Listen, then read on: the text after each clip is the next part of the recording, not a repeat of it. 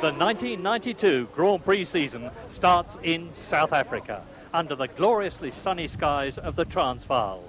The scene is the historic location of Kyalami, near the City of Gold, Johannesburg. And here at Kyalami, a Grand Prix crazy South Africa is absolutely bursting with enthusiasm at the prospect of seeing the speed spectacle which has been denied to them for so long. They're here in their tens of thousands for the start of what's going to be a dramatic season. The outskirts of Kyalami may not have the sophistication of Monaco, but an intensive multi-million-pound construction project involving a massive effort has produced an absolutely magnificent new 2.6-mile circuit with matching facilities, something South Africa can be very proud of. For the teams like McLaren, the preparation effort has been equally intensive. World champion Ayrton Senna had a sensational start to the 1991 season, but after a 3-month rest in Brazil, he's not expecting to repeat it this year. I'm under no illusion that we are going to win first 4 races like we did last year. I think that will be a lot more difficult this year. But the championship, you count 16 races, and we have to do our best with what we have got now until we can have our new car, new engine, up to the level that we could be happy to race with. Williams, McLaren's chief rival, have a computerized active hydraulic suspension, which Nigel Mansell has been testing in Europe. Nigel's lost weight, he's supremely fit, relaxed and cheerful, and feels that this could be his year. I start the season, I believe, whether anyone else does doesn't matter to me, what I believe in the strongest position at any start of any one year. Myself, mentally, physically, being focused, the car, we know the car, we've got a similar engine, we've got the same gearbox, the same aerodynamics. The only thing we've got new is the active. So therefore, like last year, we started with 4 new things. We're only starting with 1. So if you like, we've got certainly 70% better chance of getting the job done this year. Ferrari have completely restructured their team after an awful 1991. Italian Ivan Capelli joins Jean Alesi to drive a new, superb-looking car with a unique double-bottom construction. There's a new boss in Luca Montezemolo. Englishman Harvey Postlethwaite returns as technical director, and there's an atmosphere of purposeful determination, reinforced by the presence of the great Austrian, 3-time world champion Niki Lauda as consultant.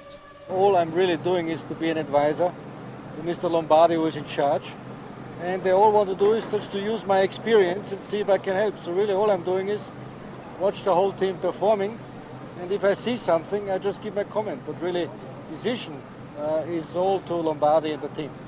The Big 4 teams are completed by Benetton, who, like Ferrari, have been restructured and now, like all the teams, use Goodyear tyres.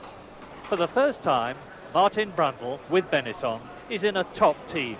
He's hungry for success, but in the young lion, Michael Schumacher, Martin's got a formidable teammate.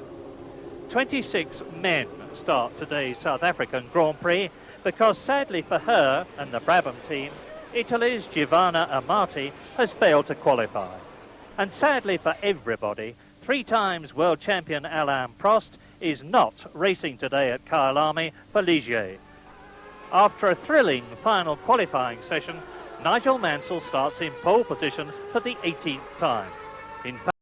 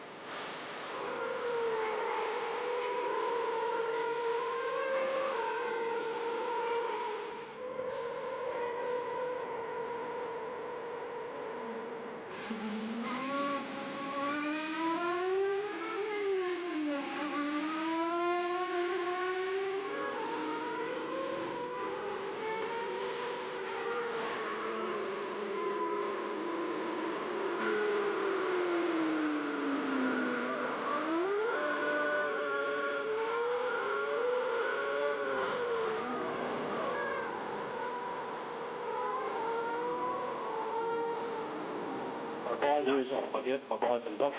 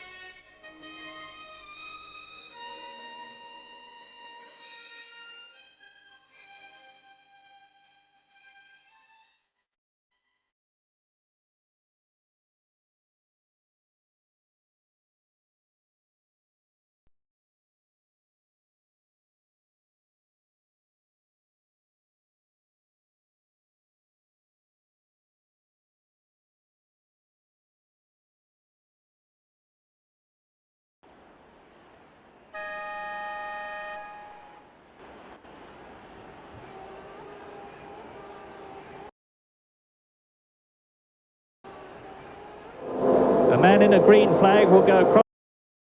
They're ready to go now.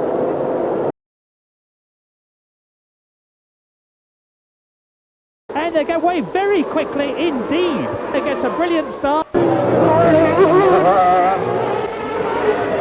there was a contact, bottom left corner. Trying to sprint his way through, but he's gone off and I can't see who it is from here. Yes, tremendous stuff. He good, brave stuff. You see, he was right on the limit of the break for the car. Got a little bit of a twitch, but he was all right. He got it gone down. You see debris in the background, flying around, and there's been an incident for several contact. He's right up alongside him. No, dropping back a bit as they come out the left-handed. Looking like an attack down the inside. He nipped back inside him. Tremendously cheeky and wonderful stuff. And real racer stuff. Trying.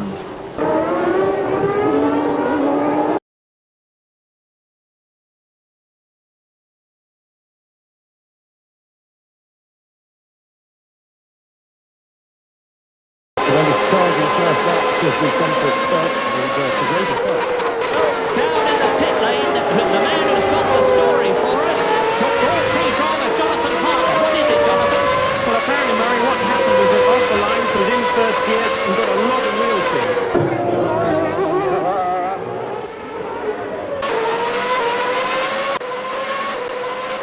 New fastest lap of the race goes on the caption. And they're really just chipping away at this fastest lap. There's nobody going quicker by leaps and bounds.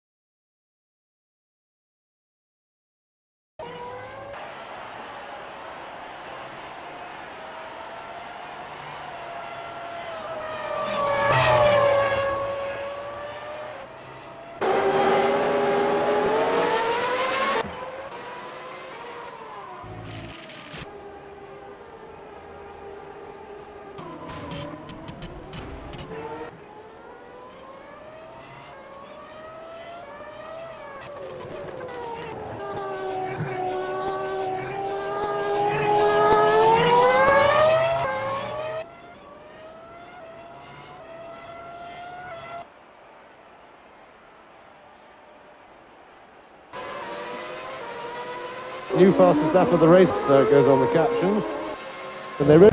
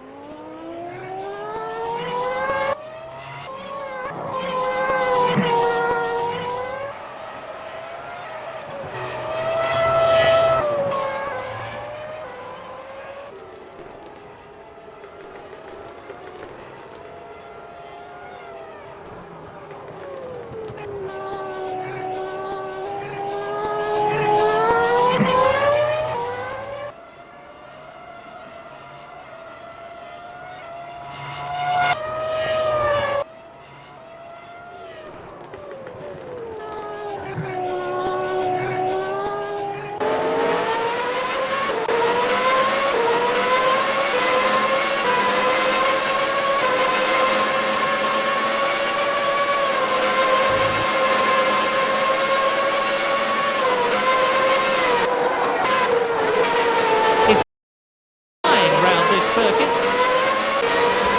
yes.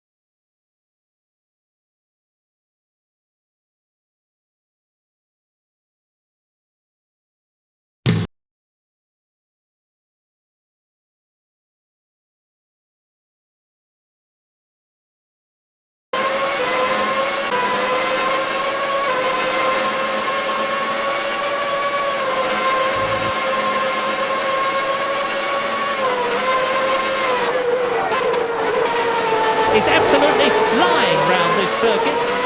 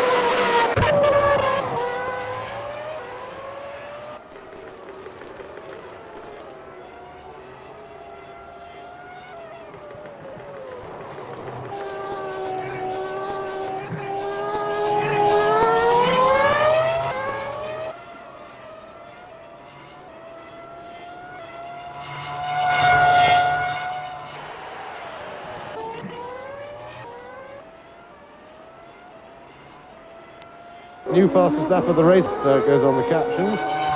And they're really just chipping away at this fastest lap. There's nobody going quicker by leaps and bounds.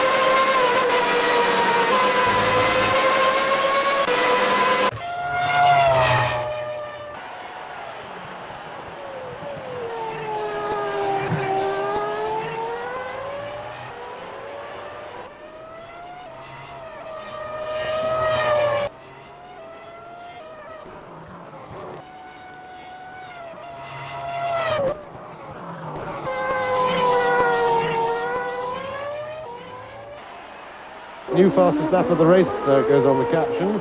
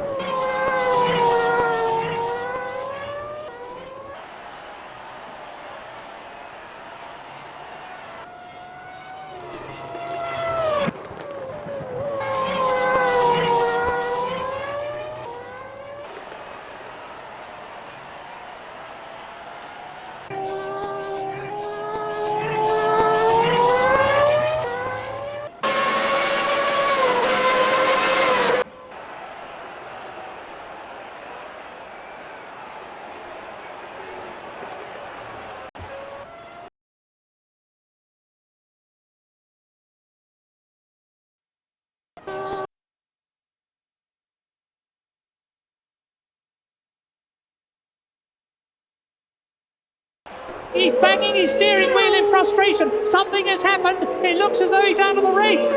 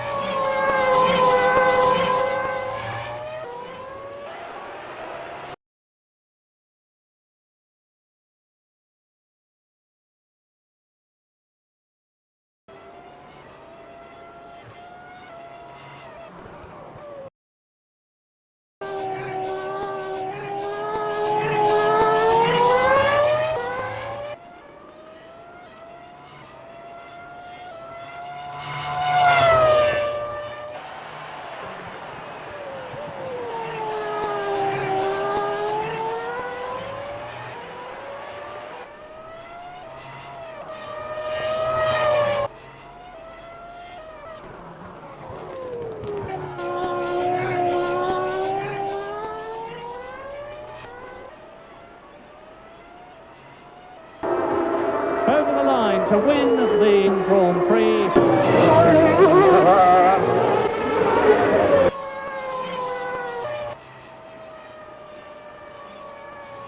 And takes the 10 points that goes with it. A magnificent victory, a delighted team. Applauding himself, applauding the team, applauding anything.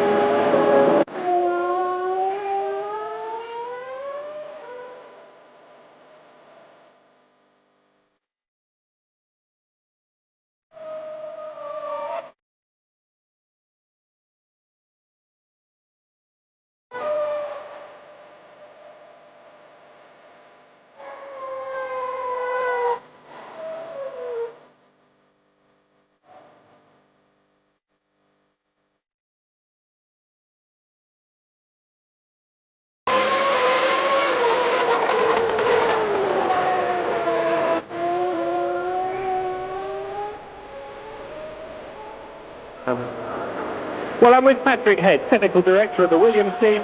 Patrick, a perfect way to start the season. You've dominated throughout with your cars. How confident were you of this sort of result? Well, we were running quite a new arrangement on the car with the active suspension, and it's relatively complex, so there was always a concern about reliability, as I think there will be throughout the season. The guys have worked incredibly hard in the garage. They were here till 4 o'clock in the morning. Lots of little problems, but each one has been isolated and something's been done about it, and they've worked out all right. Well, you clearly achieved reliability when it counted. Was it the active suspension which is the main factor in your level of performance? The active suspension is certainly a help to the car. I mean, we wouldn't choose to run it unless it was assistance, because it's certainly much more complex than a conventional suspension. Now, unfortunately, Riccardo's performance was obviously some way off. It did not match that of Nigel. Was there any particular reason for this? Well, we're not really certain. I mean, it could be that we've got a particular problem on his car. In general, sometimes when Riccardo has been a bit slower than Nigel and he's said there's a problem, we usually have found it that way, but we really haven't found anything particular this weekend. Well, congratulations on a brilliant performance. Have you got any more developments to come? I think everybody has to have more developments to come. I'm sure McLaren have, so we'll have to be able to respond. Patrick, thank you very much indeed. So, a memorable South African Grand Prix. The race returns here for the first time for 7 years to see victory, and a very, very convincing victory. But Nigel Mansell in the Williams Renault, finishing 24.4 seconds ahead of his teammate Riccardo Patrese, as a result of which Williams get a maximum 16 points in the Constructors' Championship. Ayrton Senna third in the McLaren Honda, with Michael Schumacher finishing in his highest ever race position, fourth for Benetton Ford. Gerhard Berger fifth in the McLaren Honda, and Johnny Herbert for Lotus Ford, a quite superb sixth position and a more than well-deserved single championship point. Eric Comas seventh in the Ligier, Aguri Suzuki eighth in the footwork. Mika Hakkinen brought the second Lotus home in ninth place, so it was a great race for Hessel. Michele Alboreto finished 10th, and that's the best race footwork I've had for a very, very long time. Mauricio Guterman 11th, Katayama 12th in the Venturi LaRousse, and Eric van der Poel finished only his second Grand Prix in 13th position in the Brabham Jump.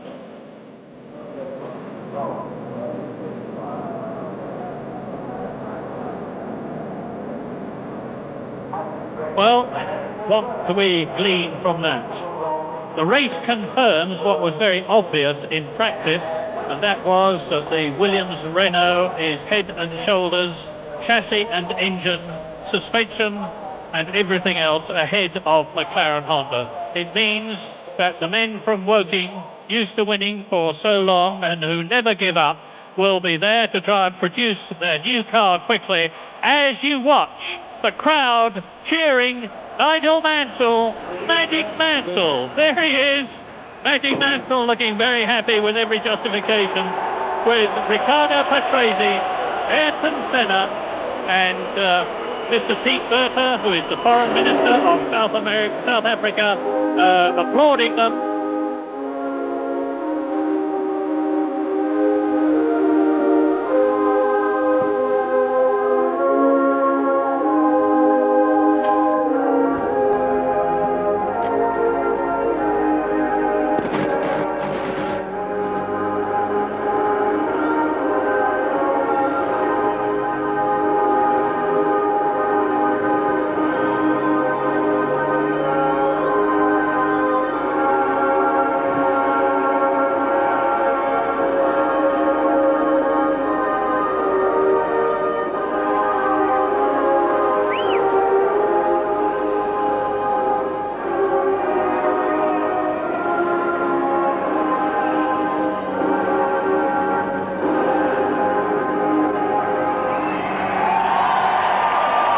You can hear the reception that the crowd is giving Nigel Mansell. Grand Prix racing is back in South Africa, and it's great. Patrese on the left, Senna. Three men, all very happy for various reasons. I mean, Ayrton Senna won't be happy to have finished only third, which is pretty poor by his standards, but he will be happy to have got 4 points in a situation where every point in the World Championship counts. And it's Nigel Mansell leading with the 16-round championship after 1 round, with Riccardo Patrese second on 6 points, Ayrton Senna third on 4, Schumacher fourth on third, and then in 5th position, Gerhard Berger, 2 points, and Johnny Herbert, that magnificent 1 point for Lotus, 6th position. So now it's trophy time, and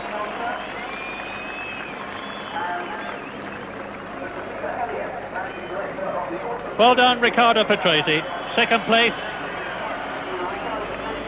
6 points on his 225th Grand Prix. That lifts his points to 213. Ayrton Senna intending nearly to drop the trophy, and he would have preferred it to be the winning one, very obviously. But it's lifted his points total to 495, a quite incredible amount, from his 127 Grand Prix. And Nigel Mansell, this is the traditional champagne fight, of course. And that's the South African Grand Prix story, a wonderful return to this hospitable country and its magnificent circuit with the victorious Nigel Mansell. Yes, I'm with Christian Fittipaldi. He's disappointed, but he knows he did a very good job at his first ever Grand Prix. What happened to the car in the end? What was the problem? Well, actually the engine started misfiring on the second lap, but the car was running very, very well. Like, we managed to get a really good setup for the race, and I was doing, I think, a very good race. And I reckon we could have, if I didn't have any problems with the engine, we could have finished about top 8, top 9, because the car was very, very good, and I was very happy. But unfortunately, we had a small problem with the engine. The misfire started getting worse, worse, and worse, until on the last lap, the engine simply stopped completely. Thank you, Chris. Nigel Mansell, congratulations on a crushing victory. You were dominant all weekend and during the race. Was it as easy as it looked? Oh, I don't think so at all. I mean, the start, I don't know whether I made a bad start, but my teammate was very close to me going into the first corner. So, but I mean, from then on, it was a question of pushing very hard and trying to build up a little bit of a gap and then managing it. Ayrton was pressuring Riccardo obviously halfway through the race, because I was pushing quite hard later on and was not going away. And then it was just a question of trying to have a bit of spare time with the traffic, but the traffic was pretty good. But exactly the sort of start that you wanted to the season. Yes, I mean, it hasn't sunk in yet. I mean, here we are, the first race, and we managed to get the first win under our belt. But, I mean, Ayrton sitting here is going to be formidable this year, as he has been the last couple of years. Sensational start, Riccardo Patrese. How did you manage that? Releasing the clutch and start.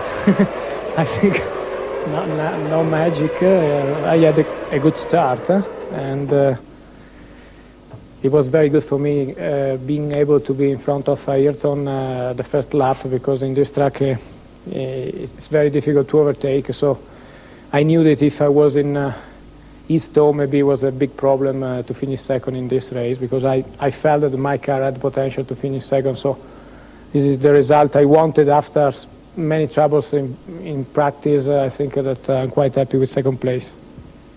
We came third, and Williams did the first and second. I think they deserve.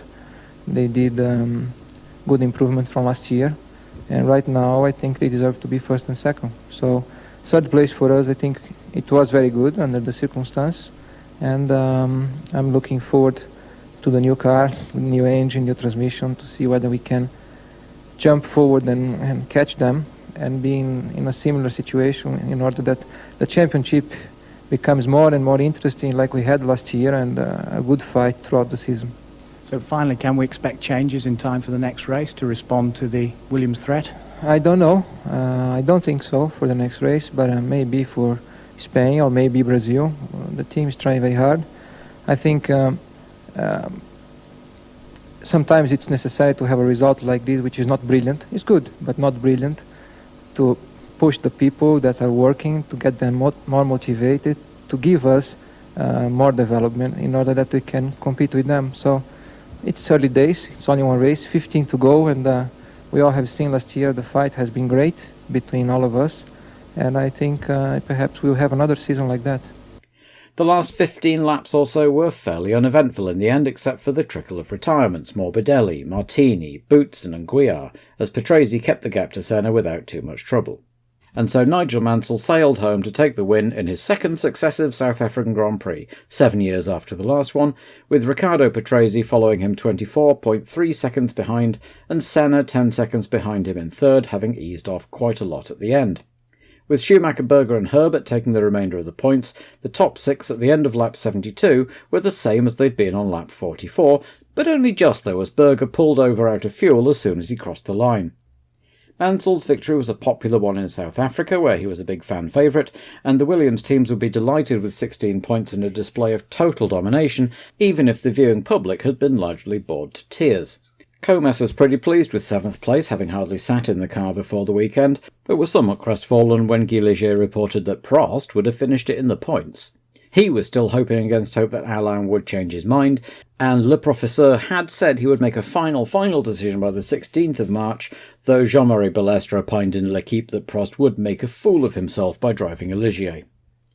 Suzuki, Gugelmin, Katayama and Van der Poel all finished their first races, or first races for their new teams at least, with Hakkinen completing the race in 9th, never having really recovered from his awful qualifying.